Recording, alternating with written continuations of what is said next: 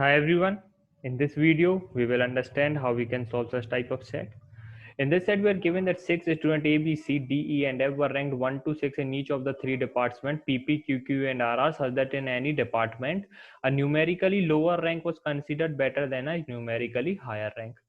Further, it is known that no two students receive the same rank in any department. Means हमारे पास department क्या क्या है, PP, QQ, RR, और हमारे पास 6 students हैं A, B, C, D, E, F. तो हमें क्या बोला गया है, no two student receive the same rank in any department and no student receive the same rank in any two departments. Means जो हमारी कॉलम वाइज एंड जो हमारी रो वाइज सभी वैल्यूज आएंगी वो हमारी सभी क्या होनी चाहिए, डिस्टिंक्ट होनी चाहिए. ओके, तो इस पॉइंट से हमें ये पता चला कि ये हमारी सभी वैल्यूज डिस्टिंक्ट होनी चाहिए. The following pie chart provides for each of the 6 students the sum of the rank received by him across the three departments. Okay. Further, it is also known that the student who received the third rank in PP, okay, तो हमें क्या बोला गया, student who received the third rank in PP received the fourth rank in RR. The student who received the first rank in PP received the sixth rank in QQ. अब देखिए मेरे ये पास इतना पता है मेरे को, जो मेरे को पाई चार्ट में गिवन है कि ए की रैंक टोटल कितना होगा, सम 8, बी का 11, सी का 6, डी का मेरे पास होगा 12, ई का होगा मेरे पास 13, एफ का होगा 13. ओके, इसको हम अच्छे से बना लेते हैं कुछ इस तरह से. अब देखिए सी की रैंक्स मेरी 6 है, सम उसका कितना है 6, तो उसका टोटल किस तरह पॉसिबल है, 1 + 2 + 3.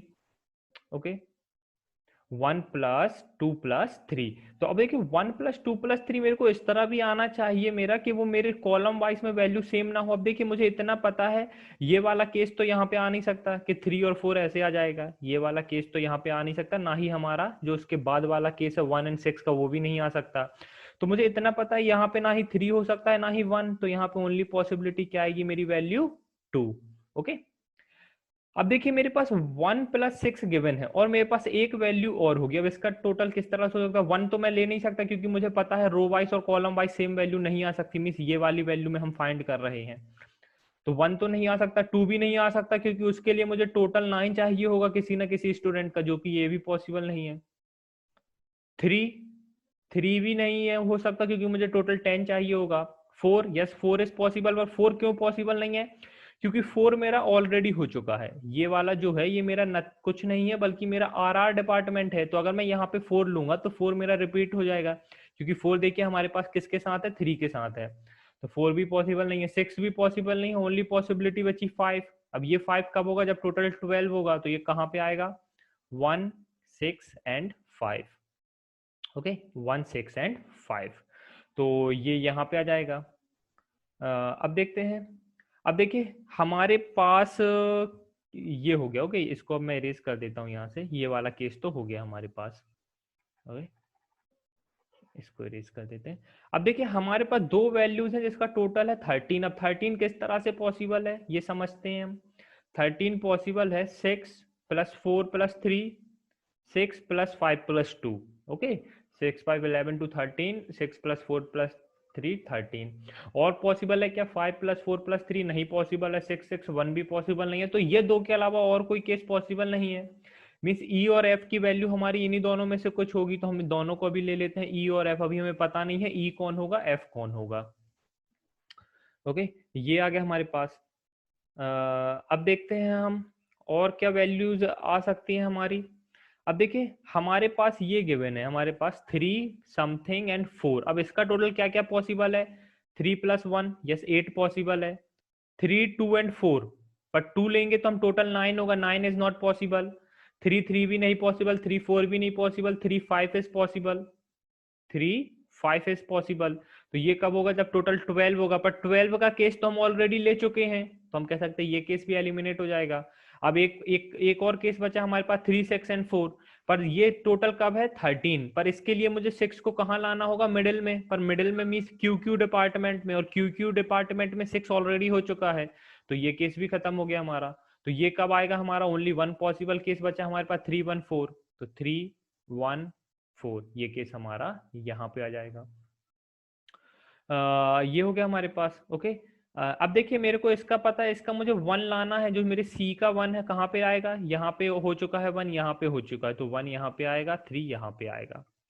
अब मैं कोई भी एक पर्टिकुलर जैसे ये पॉइंट उठाऊं, ये वाला केस उठाऊं, तो देखिए 6 भी यहाँ पे हो चुका है, 3 भी यहाँ पे हो चुका है, तो ओनली पॉसिबिलिटी 4 आएगी। ओके, मैं ई और एफ में से किसी को भी दे देता हूँ ये पॉइंट, तो 4 यहाँ पे आ जाएगा। अब 3 यहाँ पे तो पॉसिबल नहीं है, तो 3 यहाँ पे आ जाएगा, 6 यहाँ पे आ जाएगा, एक केस में 6 यहाँ पे आ जाएगा। अब बचा मेरा क्या, 5 एंड 2, तो 5 यहाँ पे आ जाएगा, 2 यहाँ पे आ जाएगा, ये हो गया। अब यहाँ पे क्या आ जाएगा, 4, यहाँ पे क्या जाएगा 5, यहाँ पे क्या जाएगा 2। तो इस तरह से देखिए मेरे पूरा टोटल भी आ गया और मेरी सभी वैल्यूज भी आ गई।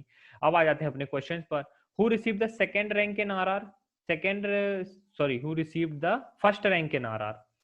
फर्स्ट रैंक इन आरआर किसको रिसीव हुई है, सी को, तो हमारा आंसर क्या हो जाएगा, option number B, that is सी।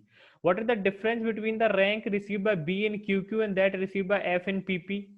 अब एफ का देखिए क्या हो सकता है, पीपी में वैल्यू 6 भी हो सकती है, 5 भी हो सकती है, तो हम ये तो can not be determine, directly हमारा आंसर हो जाएगा सीबीडी, क्योंकि हमें ऐसा तो बोला नहीं गया आइदर दिस और दिस। ओके, डायरेक्टली हमारे पास सिंगल वैल्यू गिवन है, तो डायरेक्ट आंसर हो जाएगा CBD. How many student received a better rank than F in both PP and RR. Okay, better rank than F in both PP and RR.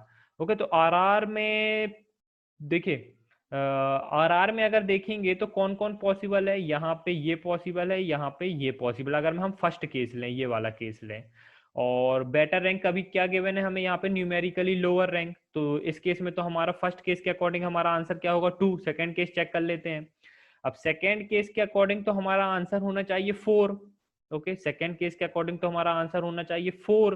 तो how many student received a better rank than F in both PP and RR, in both PP and RR, क्योंकि देखिए यहाँ पे भी rank क्या है 6 और 5, यहाँ पे भी 6 और 5, तो यहाँ तो ऑब्वियस है हमारा 4 आएगा। यहाँ पे 6 है और यहाँ पे 3, तो यहाँ पे जो भी इसके इससे ये वाली वैल्यू होगी वही आएगा, क्योंकि 6 से तो लोअर सभी वैल्यू होंगी और यहाँ पे 5 से लोअर सभी वैल्यू होंगी, तो हमारा आंसर 2 और 4 होगा, तो हमारा अगेन आंसर हो जाएगा CBD. Who among the following receive the same rank in Q Q as B received in PP, B received in PP, okay, B received in PP. Who among the following received the same rank in QQ as B received in PP? Same rank in QQ, QQ में same rank क्या है 4, तो either E और F, तो हमारा answer क्या हो जाएगा, either E और F। सो गाइज यहाँ पे हमारा सेट कंप्लीट होता है, काफी अच्छा सेट था, आप देख सकते हैं किस तरह से इस टाइप के सेट को हम सॉल्व कर सकते हैं। Thank you guys and happy learning.